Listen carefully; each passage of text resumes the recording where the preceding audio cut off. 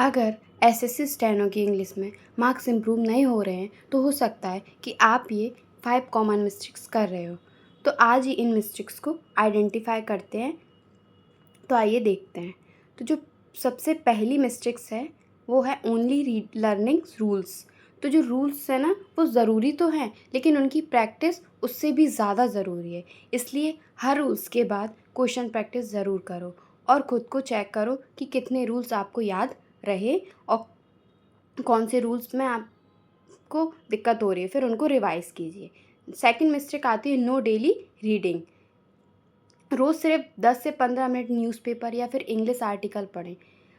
इससे क्या होगा, वोकैबुलरी कॉम्प्रिहेंशन दोनों इम्प्रूव होते हैं और इससे आपको क्लोज टेस्ट और रीडिंग कॉम्प्रिहेंशन में भी बहुत हेल्प मिलेगी।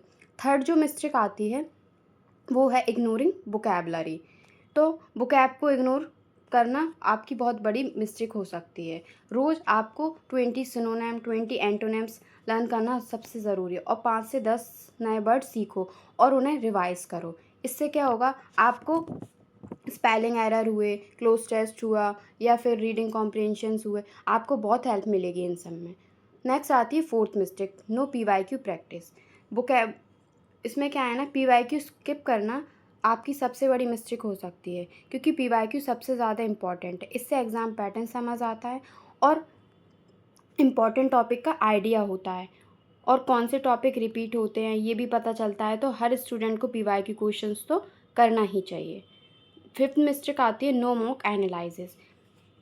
सबसे कॉमन मिस्टेक है मॉक टेस्ट देने के बाद उसका एनालाइज ना करना। हर मॉक के बाद अपनी मिस्टेक्स को आइडेंटिफाई करें और उनको नोटबुक में नोट करो और उन टॉपिक्स पर फोकस करो।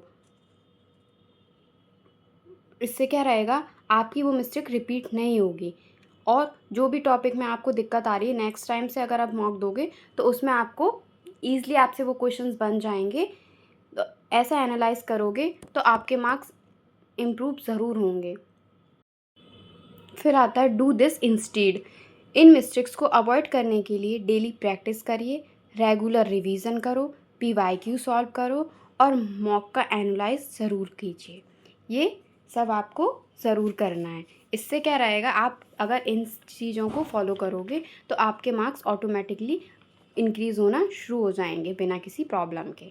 नेक्स्ट आता है आपका डेली रूटीन क्या होना चाहिए। इसमें आपको रोज़ थोड़ा रीडिंग करना चाहिए 20 मिनट्स, वोकैब को आपको 30 मिनट देना चाहिए, ग्रामर को आपको 1 आवर ज़रूर देना चाहिए।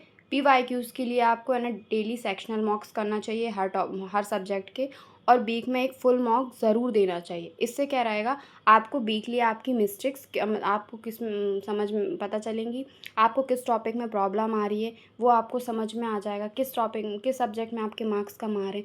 इससे क्या होगा, आपको वीकली एनालाइज करके आपको पता चल जाएगा कि आपको कहाँ से आपके मार्क्स इंक्रीज़ करने हैं। तो ये करना आपको सबसे ज़्यादा हेल्पफुल रहेगा।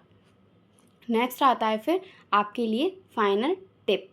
तो कंसिस्टेंसी बीट परफेक्शन। याद रखिए, इंग्लिश एक दिन में स्ट्रॉन्ग नहीं होती है, डेली कंसिस्टेंसी आपको एग्ज़ाम में अच्छे स्कोर दिलाएगी।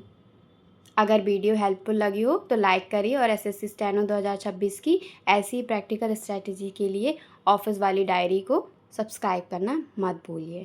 थैंक यू एवरीवन, मिलते हैं नेक्स्ट वीडियो में। Thank you.